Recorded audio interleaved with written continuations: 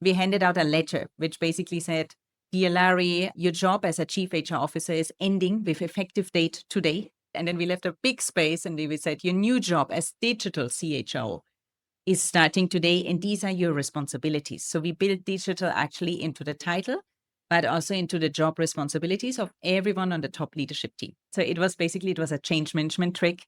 Once you have the title and you put that on LinkedIn, you cannot just show up and know nothing about the topic. You need to upskill yourself. So since then, now I'm taking a certificate with MIT on how AI, for example, impacts business strategy. I have started to engage into the digital transformation strategy of UI on how can I help the CTO with that. So my job has become indeed much more digital than it was before, which is also for me great because it's a big passion.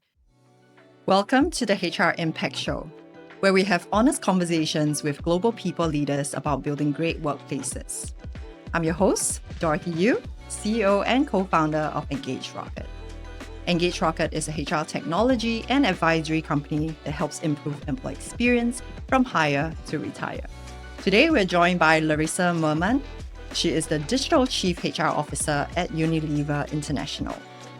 We will be diving deep into her experience and expertise in driving digital transformation as well as strategic change within Unilever. Welcome to the show, Larissa. Very happy to have you here. So for our audience who may not be very familiar with you, tell us more about yourself and your journey in HR. Thank you so much for inviting me. Big honor for me to be here and to contribute. So looking very much forward to the conversation. So I'm originally from a German farm in Bavaria. So I have been grown up in very, let's say, humble beginnings. My parents have never worked in a corporation. My mother worked in a hospital. My father was on the farm. So until today, I think they do not fully understand what I'm actually doing. They have also given up. They are not interested anymore to understand. Actually, most of my family always stayed in Germany. I'm one of the only ones who has ventured out. So this is my seventh country. So Singapore has been the seventh country. During my studies, I have been in Indonesia. Then I started my job in Switzerland. So I have never worked in my own home country. I also not interested to move there. I find Germany a little bit boring. And so then from Switzerland, I moved to the US. It was always my dream to be in Latin America, actually. The line manager I had back then said, "Look, Larry, you're very German. I think it's going to be painful for you to be in Latin America, and it's going to be painful for the Latin. So let's move you first to the US so you can adapt a little bit, and then we go there." When I was in the US, there came up an opportunity for Argentina in a more, let's say, global function. I was business partnering finance across the region. From Argentina came up Mexico. And then when I was in Mexico, they offered me Singapore. So I have been almost across all continents. The last one I'm missing is Africa and Middle East. So let's see what's going to be next. Are you going to check that off your box, you think? I think so, yes. Before I will return back to Europe, I think Middle East or Africa could be a next stop, yes. So you are the Digital Chief HR Officer, Unilever International, and the key role that you play is to prepare the workforce for the future. So I'm curious to know, what are some of the trends that you're preparing for and any interesting strategic projects that you're currently working on? Yeah, so I think this role, and many people ask me this, what is a digital chief HR officer? So the one is the title came along actually as part of our change management. We have a top 50 leadership team. So we wanted everyone to move into a digital first mindset and really leading for that agenda. So me and Seem Puri, who is the CEO of Unilever International, we were brainstorming on how do we make that happen? Why do people today actually not feel connected to the topic, and how do we do that? And if, for example, Atomic Habits, right? The guy speaks a lot about you become something or create a habit if it's becoming your identity. So we said, how can digital become your identity? We said, once your name is digital, then it's part of your identity. So we had actually a meeting with everyone in the top 50.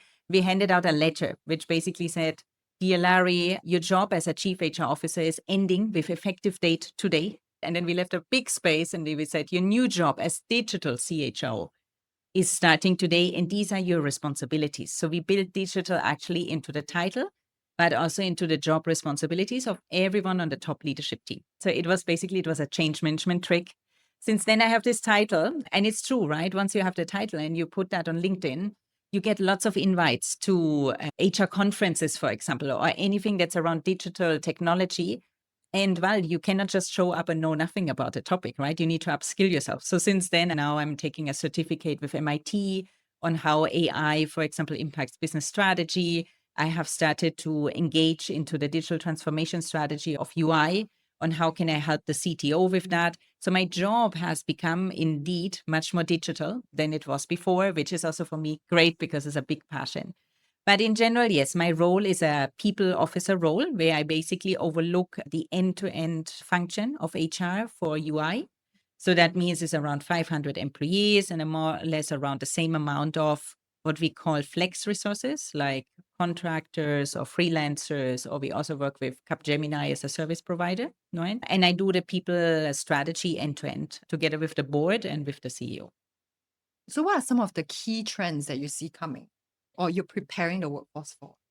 I think this whole trend of digital upskilling and how do you now become very comfortable with AI and all the AI tools for me is the main agenda for this year. I see there's many benefits to it, but it also requires very diligent capability management and change management. So I think we just went through what we would call a restructuring in Unilever. So, and everyone knows that. So we had to look at our people cost and where do we actually have the resources and where do we invest. So that means actually for UI businesses, which is growing at a very fast pace. So they are growing double digit. They are one of the, I would say, the fastest growing global business unit Unilever has. And it's a very startup environment. So the structure is constantly changing. You have constantly new areas entering or new brands you are taking on. So you need to be very flexible in your resourcing. But at the same time, you're very restricted in what you can actually spend. So for me, AI is actually something that will help me to create workplace productivity. So on a day-to-day basis. So all of our employees, for example, have Copilot. They are getting upskilled now in Copilot, how they can do their day-to-day most efficient. But we are now also looking on mapping, for example, a marketing job where you would say a marketeer without AI and with AI, what's the difference? And what I can already see is that AI is not going to replace anyone, but you will be replaced by someone who very well knows how to use AI. So we mapped out, for example, for a marketeer, what are the other tools that, for example, can augment their job or can even differentiate what they are doing today, doing things completely different. So for me, the big challenge this year is how do I get my employees really intrigued about it, really excited about it, rather than, oh, anxious, what is this? I shouldn't touch it. This is going to take my job. I think this is something we need to take out of our minds and get excited about the topic and see, wow, what can I do now with these type of AI tools and get them relatively fast upskilled and adapt to what I would call a future fit employee. So I had, for example, 2 days ago, an interview. The candidate said to me, hey, can I use my phone during the interview? I said, yeah, but for what? No, I want to use an AI to reply to your questions. And I was first thinking, that's a bit weird because I should test you and not the AI. But so I said, no, why? Okay, sure, use it, right? Because I was like, okay, let's see what comes out. Interestingly, it was the person who gave me the best answers because he then used multiple AI tools. So I asked him at the end, what did you use? And I think for me, the key insight is we now will hire people who know best how to use these type of tools rather than people who know everything. Because an AI will always know more potentially than you, right? You then need to verify the information. But I truly believe we now need to look for people who have this type of prompting skills, for example, or what kind of tool should I actually use to enhance my job and be faster, more efficient, more creative potentially, or have very differentiated capabilities. That's super interesting. Instead of ruling him out that, oh, why are you using AI to answer interview questions? That became actually a plus point for him. And I want to go back to something you said earlier. Just now, you mentioned that even changing your job title to put a digital in front, it's about linking that identity to where you want the change to be. Is there any other key ingredients in your role you think is actually very important in the whole change management process? Because everything that you're talking about sounds very fast paced and it also requires a shift in mindset. So tell us more about how you manage that change. Interestingly, what differentiates them the most from Unilever is that they have an unbeatable growth mindset. Any challenge for them is actually an opportunity. But what I saw actually in the area where it's now most relevant, like digital, somehow not. So most people will say, no, I do sales, I do marketing, I do legal, I do finance. And then there's this department, which is called CTO, the Chief Technology Officer department. They do digital. I do my thing. And it was costing me a long time to say, no, that's not anymore how it is. All of us will need to do digital. So I had to implement actually a change strategy, which starts on the top with the top 50 leader. But also then I saw that the employees below this top 50 leaders are actually much more hungry to learn the skills or they're already using them. So I went to a room and I showed them like an AI clone. So I had one sales manager interacting with a clone to actually brainstorm on a marketing strategy for Vaseline. It's a super funny video, how the clone gives him ideas and so on. Then afterwards, I said to employees, what do you think? Do you like this? They said, I love it. I just want to have the tool. When can I start? And I said, what AI tools are you already using? They gave me already 15 tools. And when I would ask their leader, you would get answers like, my secretary is now located in India and I don't know how anymore to do my expenses. I said, what do you mean? Normally, I have my expense receipts in paper and I hand it over to my assistant. I said, okay, so now it's a problem. No, I have to mail it. I said, why do you mail it? There's something called WhatsApp. You can send it by picture or even upload it directly to the tool. But there you can see there's an employee which uses already 15 to 20 AI tools. And there's a leader who still thinks in handing over receipts and papers. So the gap between the two employees you have, and I'm not saying it's always leader and employee, can be generational, but I have seen, for example, some more senior generation much more fit on tools than a Gen Z. So it's also not constantly with that, but I think you will have people at different stages in the organization, and you need to move all of them along and get all of them excited. So I started now an upskilling program for actually, first I said, let's upskill the top 50. We give all of them AI certifications, SMU, NTU, NUS, MIT, all of these beautiful universities. We make it sound really good. And they take a 6-week certification, for example. Out of the 50, 7 applied. I'm one of them. So 6, right? The others didn't apply, including the CEO. So yesterday I said to him, look, you're going to get an award now for being a digital dinosaur because you're not taking the certification. He said, why do I have to take the certification? I said, no, if you don't lead it, the rest of your 50 people is not going to follow. So now I made a deal with him. He said, your business acumen is not good. I said, okay, deal. You get upskilled on AI. I do the business acumen thing. So we made that deal. But then now I said, let's democratize these certifications. Everyone in UI can take one. And the cost is around $2,000 to $3,000 per person. So it's not cheap. And I have 500 people. So I now opened it up to everyone. I need to think how I will do this. The Singaporean government, as always, very advanced. They support many of these things, right? But now I can see, now the people who are actually change champions are crystallizing out because they raised their hand and said, I want to do the certification. I have the passion for it. And then now we created something called a Digital Funademy. So it's a fun academy. So I said to my team, the Digital Academy needs to be as fun as going to the marquee club on the weekend. This is my benchmark. Because many of them love going, I have lots of young generation, they love to go to this club. So I said, okay, let's make this a very fun launch. So we had a company called Fuzzy. They are very famous right now in Singapore. I asked them, can you please create a super fun launch in the Singapore office with an AI photo booth where people can take pictures of themselves and can completely change how they look and interact with the technology, but in a positive and fun way. And the learning content is actually now created by one of our interns. So I hired some digital interns, which are in their 20s. So lots of people said, what can an intern do in transformation? Interestingly, this is something I stole from when I was in Latin America. I did apply that already 5 years ago. So I said, let's do again. So we hired these interns and they created actually the learning videos with an AI tool. So 2 days ago, I videotaped myself with that intern and he created out of my video, this was like a 5 minutes video of where I had to read a text and I had to make different face expressions on, created a clone of me. And then I just had to send him the script of the video. And in 30 seconds, the clone was doing the script. And I sent it to my mother and I said, look, can you look at this? How do you think this video of me looks like? And she came back and she said, looks great. And so on. I said to her, you realize it's not me? You realize it's a clone? And she was like, no, it looks exactly like you. The tone of voice is like you. She said, no, it can't be. This is you. I said, okay, let me send you another video. I sent her the video in Korean because the clone can speak 30 languages. So now finally I can speak Korean, right? I never was able to pronounce the names of my employees in Korea. I was always like, oh my God, this is so embarrassing. Why can I not pronounce? The clone now can do it. She is perfectly Korean. So it's fascinating what you can do. So my change management is not, so some people say, no, you must have a very structured playbook and you need to follow step 1, 2, 3.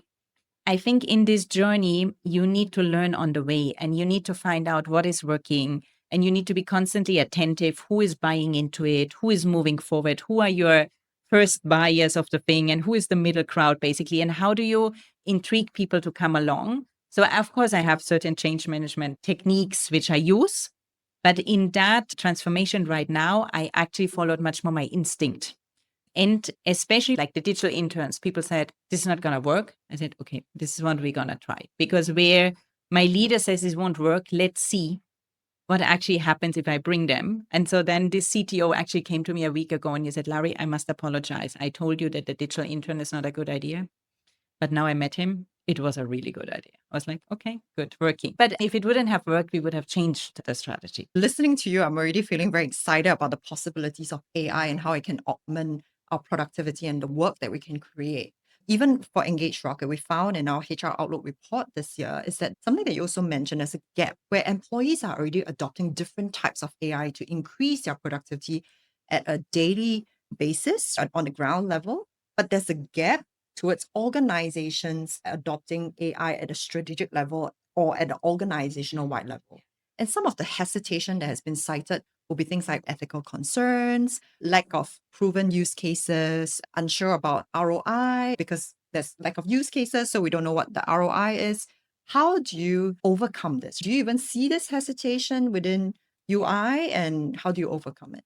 I think also one of the big concerns is security, because once you interact with an AI, you don't know where it stores the information, what happens to it. So I think what we found is that in the beginning, when Unilever was rolling this out, they gave Copilot licenses very restrictively. Let's test with 100 people in whole of Unilever, 100 people. So then in UI, I'm now finally, I think I have now 100 people out of the 500 with the advanced license. The general license everyone has. Now I'm fighting for everyone getting the advanced one. It's not expensive, costs you €300 per year per person, for example. So the investment is actually low. But I said, look, now we need to ensure that people who actually have it use it, because not everyone who has access to it uses it. Or some of my employees said, yeah, but ChatGPT is much better. It's faster. It has better solutions. So they went to use it. And Unilever would say, no, this is not a tool you can use. So on your computer will pop up a window and will say, this is not a Unilever AI approved tool. You can't use it. What does the employee do? They do it on their phone. And if they can't do it on their work phone, they're going to do it on their private phone and they will feed it with the information. So I said to my CTO, look, I don't think this is something you can stop. People will use the technology they want to use, but we need to start educating them. How do you use it responsibly? How do you ensure that we are not all of a sudden have a huge issue because we are going to give confidential information? This goes to a competitor, right? So we need to upskill our people fast because they already use the tools. It's not something you can control because people, at least this generation, for example, one of the interns I hired, he used some data and he put it into Python and he coded something and we were like, oh, no. So we educated and then actually was again back in control. But I think when you hesitate there as a company, you're going to lose it. Because I personally feel I'm 12 months late. 12 months ago, I still remember we had the Change Leaders Conference where everyone came together. And I said to the CTO, I think we should do something on AI. And even he said back then, Larry, I don't know this tool. And is it for everyone or is it only for specific people and so on? So we didn't do it. Now, when I saw it, I was like, damn it, I should have done it 12 months ago, getting into it because I feel I'm already late because now there's so many companies already getting on it. And I think it will be a key differentiation factor versus your competition because you can do things much more productive. So I still see certain people today doing minutes. I said, why do you do the minutes? Just use Copilot. You don't need to do it. No, but my leader prefers so you need to overcome that.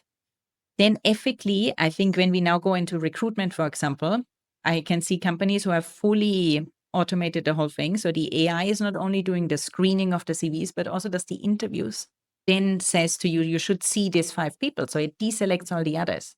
And of course, that is an important area to learn. So in my MIT certification, there's something on how to use an AI ethically, because of course, an AI is created by a human being. If the human being has biases, as we all do, the AI tool, which selects your people, will have a bias. So that is very dangerous. But on the other side, when you interview people, you also have a bias. So eliminating that is difficult. But for example, I'm now creating a 360 tool with AI, which will try to eliminate the bias. So I found out, for example, people feeling a 360 more friendly or more positively because in their culture, you wouldn't give a leader such harsh feedback.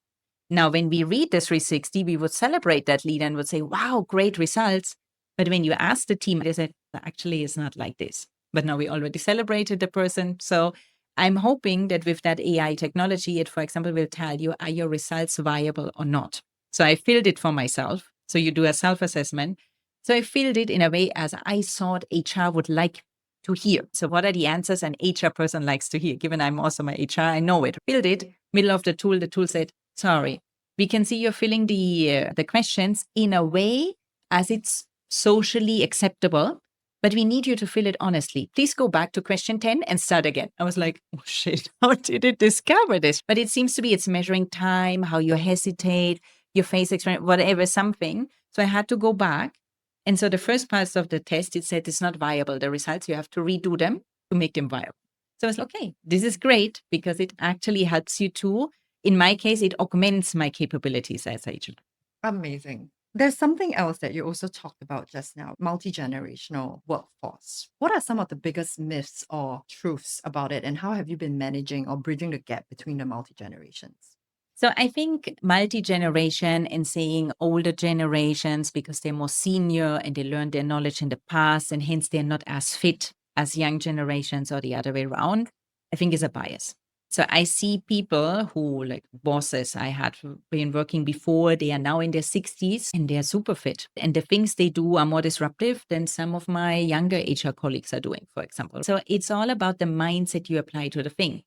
Now, I also, for example, my mother recently said, look, Larry, I think I'm not going to make it the next 10 years. And she's in her 60s. She's super healthy. So I said, oh, really? Why is that? No, I think it's just coming to the end and so on. I said, can you please stop that mindset? Let's just say cancel, cancel. Okay. Because I would like to spend more time with you. But she is in that mindset. So most likely it will become true. So I believe when you switch your mindset, you can achieve many things. So last year, for example, I had someone on my team. She said, look, I want to create my own company. And I said, so what's the company? It's about bringing Singaporeans who have retired back into the workforce. I said, oh, interesting. Okay, why would you do that? Don't they want to retire? I want to retire tomorrow and then not return to the corporate. So she said, no, there's many of them who want to continue working because they're still very fit. So there's more and more generations now who at a later age actually are still very productive. They have lots of knowledge they want to share, or they simply need the financial means because Singapore is very expensive to live. So she said, but these people will not be hired by companies because there's a bias of ageism, basically. You wouldn't hire someone because the person is in their 60s and basically life is over for them. So she said she wants to help them to be super technology fit, and also write their CVs and so on. I said, look, it's an amazing idea. So she created a company called the Courage Chapter, and we actually tested the program. So I said to her, look, I will need 3 profiles of someone who can be a coach. So ideally is a person who has worked in corporate, who knows how sales, marketing, the pressure you have as a leader, but now is upskilled as a coach. And I use that because many Asian leaders have high respect towards the elderly. So what I found out when the coaches came in, they didn't say so many different things than I would recommend to the leader. But because it was them saying it with their level of experience, with their seniority, all of a sudden it was true. All of a sudden the leader said, oh yeah, let me try that. So it was much easier to do the change. So I have some leaders which completely transformed themselves from a very difficult, toxic, very harsh leadership style to a very empathetic, collaborative, engaging, motivating style for their employees. Because the person was a high performer before, but on the how, there was always a question mark. And now I have a high performer and the how is also outstanding. And that was possible because of that coach who came in as, we called it a Retern. So you most likely know the movie The Intern with Robert De Niro. We did the same program and then we just called it Retern. So they are coming in and they work 2-3 days per week. Whenever they want, they come through the office or they work online and they actually coach our leadership team. So we call it like a high performance coaching, like a coach would coach a football team. So this idea that you as a coach would come in and you coach someone virtually or even face to face, but just the leader, but you never see how the leader interacts with their people. Yeah, so there's this strange idea that the coach is also not sitting in the locker room and then waits for the captain to come back and say, hey, how did the players play and what happened? And so on. No, the coach is with them on the field and is observing how the whole team is working together, how people play together, right? Whilst in business, somehow we don't have this idea. We just coach leaders, but we don't observe them, how they actually interact with their team and how does this all together play. So we created this concept of the high performance coaches, where we said we're going to coach teams towards high performance. And the coach, yes, is mainly for the top leader, but also will look at the other team members. We'll say, hey, in meetings, this is what you're actually doing. So I observe this because you as a leader have many blind spots. It's very difficult for you as a leader to see what you're actually doing. And your team, especially in an Asian context, will never tell you. That's not normal that someone would come. I mean, even in my team, I tried. I said, look, whenever I do something that's not good or strange or actually is not helping you, please come and tell me so I can adjust it. Maybe I have 2 occasions per year where someone comes and it's always the same person. So you need that coach actually observing you. So we found that this returnships was really helpful with that because they would come in, they would observe, and they would also understand, when I was a sales leader and I had this pressure and results were not coming, I maybe also had this level of frustration. So you can empathize with a leader who all of a sudden maybe shouts at their people and say, why is that actually happening? And how do we do this a little bit better next time so it doesn't demoralize everyone? But you can empathize actually with that person instead of saying, my God, as an HR person, we will always say, what a horrible leader. How can they do that? How can you shout at people? But it's because, at least me, I have never worked in sales. I don't know how it is when the pressure comes. So that's why I also felt getting these coaches is actually a huge advantage for me in HR because they come with a completely different background and they're very neutral. They have nothing to do with the evaluation of the leaders. So we in HR, like once the HR lady comes, people will say, oh, means I have done something wrong. Or when I'm now behaving like this, she will put that in her mind. And when I come up for next promotion, this will be a disadvantage. So people will automatically be less open or more reserved. Whilst with the coaches, it's completely neutral. So it also gives you that kind of safe space. It reminds me of something you've once written on LinkedIn that high performance doesn't come at the expense of high care. It comes hand in hand. I would love to learn more from you. How do you operationalize this mindset? Because a lot of times, I think as leaders, we need to normalize, even to your point about give me feedback if I'm not doing well. We need to normalize that kind of behavior. So, how do you operationalize this where high performance, but then also high care? So when I came to this job, they actually sent me for a reason. I have somehow a reputation of being a little bit of a spiky HR person. So I have no fear of hierarchy. I will disrupt things. I will tell people directly. But they also sent me to places where other people have given up, where it was really difficult and others said, it's not going to work. So UI, actually, when I came here, was a function which had very low engagement rates. We have a yearly, what we call Univoice, where we measure actually how happy our employees in the company. From a culture perspective, the values were really low. Lots of people said to me, don't go there. It's a very toxic leadership environment. They are only focused on results. They don't care about the human being. They had high attrition rates. I think I had attrition rates in the 20s. So the CHRO back then, Nitin, told me, look, I want you to go there and I need you to find out why are they performing so well, almost better than Unilever, but the culture is actually very toxic. How does this work together? How do they do that performance and then people are constantly leaving? So when I came, I interviewed actually around 150 people out of the 500. And I asked them, please describe to me 3 words. What is UI for you? And it came out this very interesting chart of all of us had at some point this toxic boyfriend, which is a really good looking guy, right? And you somehow are very attached to him, but you also know he's really bad to you because he constantly goes out with someone else or makes you feel bad or whatever, but you somehow can't leave him. The same happened here because I said to the employees, okay, some of you have left, but majority of you is staying, but you don't like it because there was not one good comment about one good leader. I said, there must be one good leader. They couldn't find one. So it was very interesting. So I went actually back to the leadership team and said, look, this is what your employees are saying about you. And I saw it in that meeting, either today I'm going to be fired because the leadership team will say, who is this person? She's 4 weeks in the role. She brings this report of telling all of us that we actually suck at leading people. So either this is going to happen or we're going to come out as a leadership team much stronger and with a much clearer vision of what high performance would mean. We're going to prove that you can care for people and at the same time you can have high performance. So it doesn't mean that you need to lower your standards. So some of my leaders said, so do we have to now lower our standards and be really nice to people? I said, no, this is caring for people doesn't mean that you have to be very nice to them. But you need to look into, is this actually tough performance management, or is it already going into a toxic area? And you also need to realize certain behaviors if you become too frontal with an employee or you embarrass them in front of others, depending on the culture. In German culture, we are very relaxed towards many things, or Argentinians, for example. But in Asian culture, the person might not say anything, but it's going to hurt them. And then for the next 3 days, they actually have low performance because they're all the time thinking about that, or they feel very insecure all of a sudden. So you're going to make more mistakes. So it's actually not raising performance, but it's lowering performance, making people feel that way. So you gain in that moment as a leader because you can let off your frustration and it feels good. And for me, to me, happened many times because when you're not having a good day, you haven't slept well, and then something happens at work and then you just blast it out. You're like, great, now I could release it. So it gives you a short-term gain, but the long-term, like the bridges you burned on that day, you need to work really hard to rebuild that. So your performance actually in a team lowers. So when we did that high performance coaching, actually, when I talked with the coaches, I said, let's build methodologies for the leaders where they can self-manage better, because all of us have bad days. If it happens, because from time to time it happens, you will shout at someone. So what do you do afterwards? How do you go to that employee and actually find ways of apologizing and repairing that relationship? How can you actually show up most of the time in your best version? Because you know that then will drive performance. So we can actually see that over the last 24 months, me and Naseem have been in that role. Performance has gone up.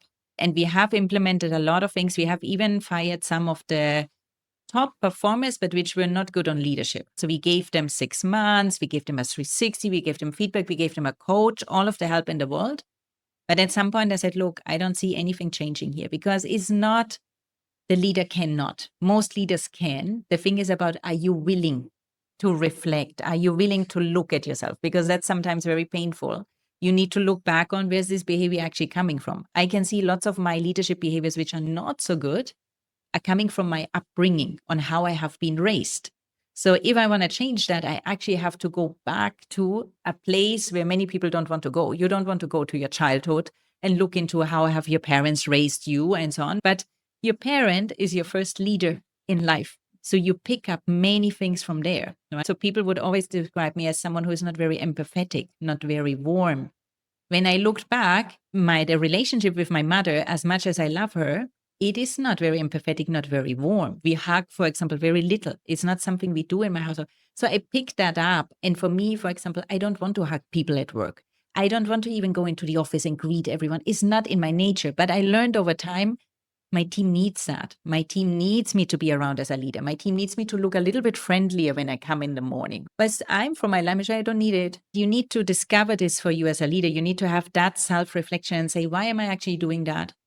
And is it helpful towards what I want to achieve with that team? Or is that actually an amend I can do? And in the beginning, it will feel a bit inauthentic. So when I went in the beginning and I was more friendly and I greeted people, or now I would hug people. In the beginning, it felt a bit like awkward. Ugh, I'm like in a work environment and I don't want to actually do this. But then over time, you train yourself. And at some point, it happened to me that I actually had a really bad experience with a leader. And then I thought as an employee, actually, now it would be nice to have a leader which would be a bit more warm and empathetic. So the moment you experience yourself, you also then get more empathetic towards others, or you put yourself into the shoes. So we try to do a lot of these interventions with the leaders around self-reflection, using a 360, getting very comfortable with feedback that might be not so good. So for example, the CEO would send his feedback to everyone in the company. He normally gets feedback from, I don't know, 200-300 people with comments, good comments, not so good comments. He would send it to everyone. So his leadership team feels actually it's okay. All of us will have development areas because we're humans. It's impossible. You will not find one perfect leader. Doesn't exist, right? So we did a lot of work around that to establish with people you can care for your people. And at the same time, you can have very high expectations and you can achieve high performance. And most likely the high care will lead to high performance because people will be much more connected. They want to be there. They want to contribute. They want to work for people they actually feel emotionally connected to. It's almost creating this whole environment of psychological safety to build authentic relationship and starting from the top, modeling it and also normalizing it that yes, I will have bad days, but then as long as I reflect and I show up as my true self, you will appreciate that more than you can't really guess what I'm thinking all the time. And this topic of psychological safety leads me to my next question. What is your vision of the ideal workplace of the future? I went to a very interesting workshop in the Netherlands, actually, of Mind Valley. It's a very good self-development app. So I'm very addicted to it. So most people say she must be working for that company because she's promoting it so much. But I really like the application because it helps you in a lot of self-development. And they have a very interesting company culture. So they told in that workshop that they actually analyze for themselves what's the employee of the future. What is this person like and what they would like to do? Because in the end, as a company, if you can't attract employees because you somehow are stuck in the past, you will not have the best talent. So they talked about that most likely the employee of the future will use a lot of AI tools in order to work less hours. They might not work anymore 5 hours per week. Maybe they will work 4 days per week or 3 days per week, right? So they will work less hours because they're going to be more productive, more digitally savvy. They most likely do not want you to force them to be in a certain location. They want to be in multiple locations, different locations, and be remote and sometimes in an office and sometimes connect. And they make that decision themselves on what's best for the job. And they might not want to be fixed into a certain career or task for the rest of their lives. So they want to be volatile across and depending on what's happening, upskill themselves, reskill themselves. So they implemented that. Yes, everyone in the company is upskilled on AI. They all have an AI mastery certification and they allow their employees to work from wherever they want to work in the world.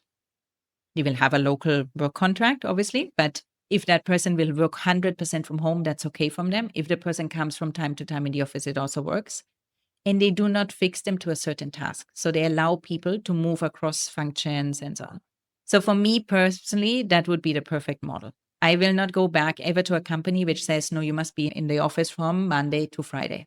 This is not how I'm living my life. And I don't see that I'm most productive in that way. Most of the time when I go to the office, I'm actually not so productive because lots of people come to me and want something. So I will do this 2-3 days per week.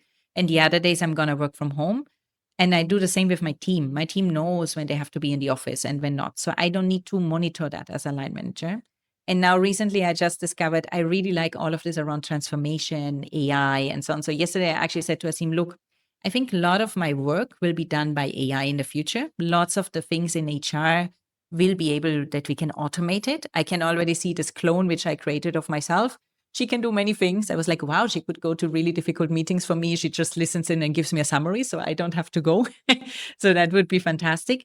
But then, of course, on the other side is then what are you going to do? So I said to him, I actually would love to develop myself into a chief transformation officer or data and analytics or AI, something normally HR wouldn't do. But I also know that the skills I have today most likely will be irrelevant by 2030. So you need to move into that area. And it's a passion I have. People would say, no, you have worked 15 years in HR. So you are predestined to do a CHRO role and you should stay in HR and that's a safe space and so on. I feel like, yeah, but I don't think I want to work the rest of my life in HR. For me, the future of work is actually a workplace where you allow people to be and to be free. And with this one, actually, you get out the best version of them. Very interesting, which leads me to the rapid fire question. I'm going to start with what's one mindset you have learned that helps you champion disruption? Because obviously you're someone that loves changing, transforming for the better. For me, it's growth mindset. This is the most important thing you need to have in life because it will help you in many situations. Shit happens in life. This is a constant. So life will not always go linear. There will be difficult phases in your life, but it's all about the mindset you apply to it. You can see it as a disaster or you are actually surrendering or destroyed, or you can see it as an opportunity to learn. So my mother actually put that into my head very clearly, and I'm super thankful to her for that. So she told me one time I came back from an interview. I was still very young. I was just applying for my first job. I think I had written 100 applications and I went to 30 different places and everyone rejected me. So I came home and I was just crying because I was like, it was another rejection. I was so frustrated. So she said to me, look, in life, it's not important how many times you fall. You need to focus on how many times you're going to stand back up. This is what's going to differentiate you from the rest. So she installed that in my mind, and that has helped me in so many situations in my life. So you come to change management, you will fail. There will be people who say, let's not do it. This is not going to work. It's impossible. If you let them keep you down and you're not going to try again, the change dies there because it's your idea. And if you don't have clear on how to maneuver the scene and maybe how to influence and convince them, You will let them say to you, it won't work. And in the moment you get into the mindset, they are right, it won't work, obviously. There will be many situations in life where you're going to lose a partner, you have a death in your family, you're going to lose your job. These are situations where society will tell you, well, that's bad. You should be sad about it. It's actually, you need months and months to recover from it.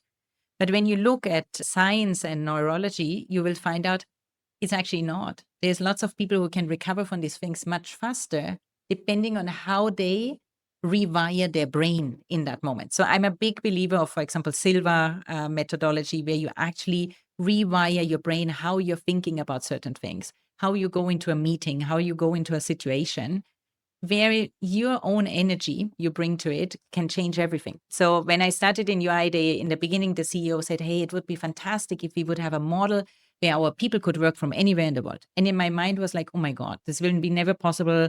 There's 10 policies in Unilever which don't allow this. The tax team will say, no, we can't do this, and so on. But because Asim is this, he's like a dreamer, and it's beautiful to work with him. Sometimes it's a little bit challenging because he has many ideas, but he always has idea where you're like re-asking yourself, is it really not possible? Or is it just because I'm thinking it?